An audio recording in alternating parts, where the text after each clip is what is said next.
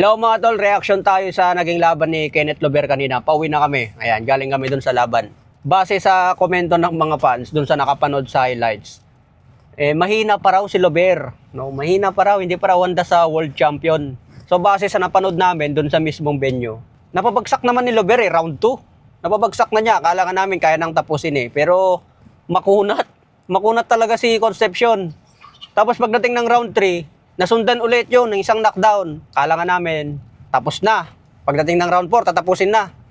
Pero hindi, matigas talaga. Although tinatamaan siya ng solid, matigas. Talagang makunat talaga. Veterano. Maganda naman yung pinakita nila hanggang late rounds na. Pinatunayan ni Lover na may stamina siya. Although yung mga tira ni Lover, no, makikita natin medyo pag-counter puncher yung kalaban niya. Pwede na siyang pasukan din Kasi medyo wild na. Wild punches na rin niya, bro. Mga tirada niya sa late round. Pero sa mga unang round, maganda yung pinakita ni Lover. Talagang maganda kombinasyon. Pero sa late round, kapag counter puncher yung kalaban niya, pwede na siyang masingitan. Pero syempre, alam naman ni Lover na hindi nakaka-counter yung kalaban niya Ganun kasi yun.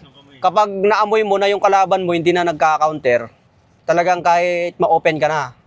Pero syempre, kailangan mo pa rin siguraduhin, baka masingitan ka ng solid. So normal lang yun mga tol, yung mapagod sa laban. Walang boksingero na hindi napapagod. Round 1 pa nga lang, pwede ka nang mapagod Lalo na yung kalaban niya, veterano, tapos sobrang kunat. Ang kagandahan nun, tinapos pa rin ni Lover ng TKO sa round 8. Saka magandang experience yun. Kasi umabot siya ng matagal na laban.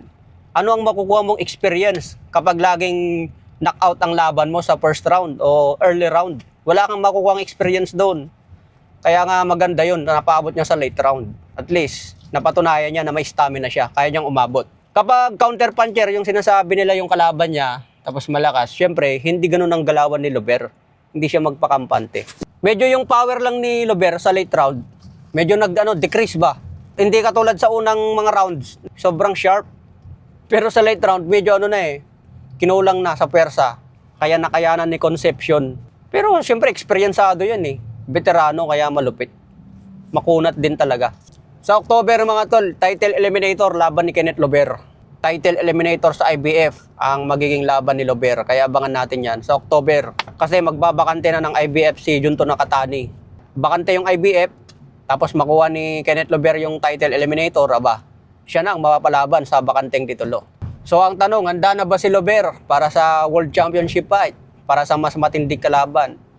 Tingin ko handa na. Kaya nga magkakaroon ng title eliminator Kapag manalo siya doon, masasabi nating ready na siya for world champion. Pero kung matalo siya, syempre, hindi pa siya ready. Talo Kaya kailangan niya talunin yun. Title eliminator. Importanteng laban yun. Bata pa si Lover mga tol. Wala pa sa kanyang prime. After 2 to 3 years, i-improve pa yung galawan nun. Ganun talaga ang boxing. Hindi agad-agad magaling ka na. May improvement yan. Bawat laban mo nag-i-improve ka. Saka maganda record yung kalaban niya. 2 division champion yun. Okay mga tol, ingat tayo lagi.